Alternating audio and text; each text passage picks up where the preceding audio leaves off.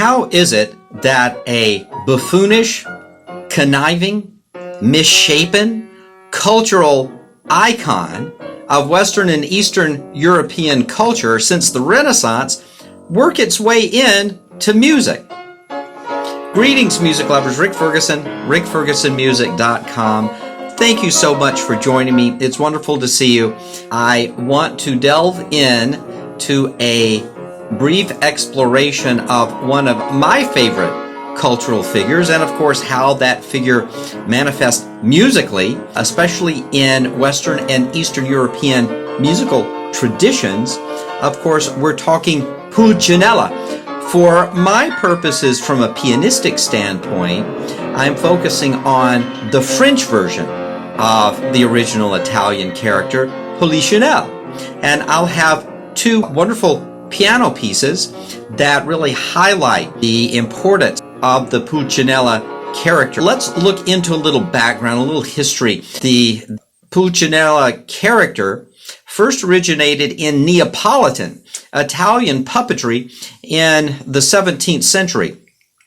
This character's versatility in terms of how it would show up in various guises and situations, and also depending on the crowd that was being entertained, really has inspired me to do a little digging into this. This is out of the Italian Commedia dell'Arte tradition, and we have the puppet master and actor artist Silvio Fiorillo in 1620 to thank for the creation of the original Pulcinella character. And regardless of where this character shows up in terms of time and place over the last number of centuries in Western and Eastern Europe, he always has somewhat similar attributes, such as a humpback, a crooked nose, crazy, gangly, spindly legs, a pot belly, big fat cheeks, a really oversized mouth, and boy does he tend to use it. And he typically wears a cone-shaped hat in most depictions. His characteristics, his personal attributes really do vary according to the audience. If it's a more highbrow audience that he was playing to, he would really sort of act more as a cunning and scheming thief, very much self-serving. If he was playing more to like a blue-collar crowd, it would be more like the slightly perverted bumpkin character, really buffoonish, and usually hilariously so. Regardless of which version of Pulcinella would show up, he's always acting as an opportunist, self-serving. His self-interest always comes above everything else, and he tends to be a real social climber. And he also is, I think, so strongly interested in his own self-interest and self-preservation that tends to trump all of the concerns. However, one of the depths of character in the Pulcinella figure that I really find to be very interesting, he also tends to act as the savior figure for other characters. Let's think about Petrushka, for instance, of Stravinsky. Stravinsky loved to work with this Pulcinella character. Think of Suite Italienne, based on, in part, the music of Italian composer Giovanni Pergolesi from the earlier time period, sort of the earlier part of the 18th century. He loved, Stravinsky did, this Pulcinella figure. It would make its appearance in his music. Claude Debussy has a little bit of this Commedia dell'Arte flair to his music in his cello sonata. So we find some different aspects of this Commedia dell'Arte tradition showing up in many guises in Western and Eastern European music. But despite Pulcinella's character flaws, his acting as like a somewhat highly flawed heroic figure that I find to be really interesting. And over time, we see this Pulcinella or Polichinelle character showing up in England as Mr. Punch, in Germany as Caspar, in the Netherlands as Jan Klaassen, in Denmark as Mr. Jekyll, in Romania as Vakilake, and in Hungary as Paprikoyanci. And so it's different versions of the same character, and almost like a musical composition, this character over time and showing up in these various cultures has evolved and taken on his own particular attributes and special qualities specific to the country and specific, again, to the audience that he's playing to. So I wanted to share two examples of Polichinelle, Pulcinella inspired music that I really, really like as a pianist. The first, of course, is from Rachmaninoff, and this is a really early work. It is from his fantasy pieces that Rachmaninoff composed in 1892, his Opus 3. And this is the second, and yes, that is the same opus that gives us the beautiful elegy, but then also the C-sharp minor prelude that Rachmaninoff, I think, later on in his life was to rue the day that he ever composed that prelude, because he was constantly asked to play it as an encore during his recital tours. And I think there were big eye rolls coming from Rachmaninoff. This Polichinelle, I actually find it to be the most refreshing piece in the salon tradition of this Opus 5 set. And I think it's absolutely wonderful. It's, I think, exploring the more playful side of the Pulcinella character, but also it's showing me that Rachmaninoff really knew his music of Edvard Grieg, because if you listen closely during the course of this Polichinelle, you're hearing a lot of harmonic shifts that are very reminiscent of the music of Grieg, especially shifts by thirds, sort of moving by third to third to third. So skipping around, and there's just a wonderful coloristic quality to that, but also a somewhat chaotic quality that really mirrors, I think, the personality of the Pulcinella character. So here is my performance of Polichinelle Opus 3 number 2 by Rachmaninoff. Enjoy.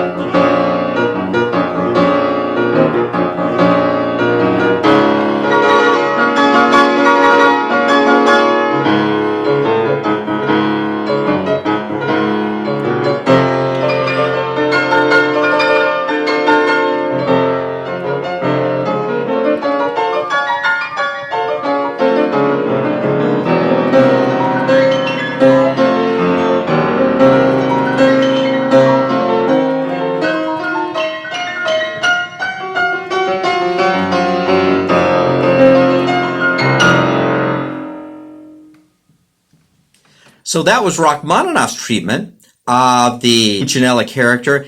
Now, let's fast forward not very much to 1918. Brazilian composer Heitor Villa-Lobos. He composed a series of 3 sets of character pieces, 3 books of character pieces. In his first set, book 1, he writes a set of 7 pieces about different dolls. And this is the 7th piece, the O Polichinelo. So it's the Pulcinella character. And it's really, I think, a wonderful means of trying to encapsulate the craziness that we often find and the chaos that we often find brought into a good puppet show by the Pulcinella character. So here is the O Polichinelo by Villa-Lobos. Enjoy.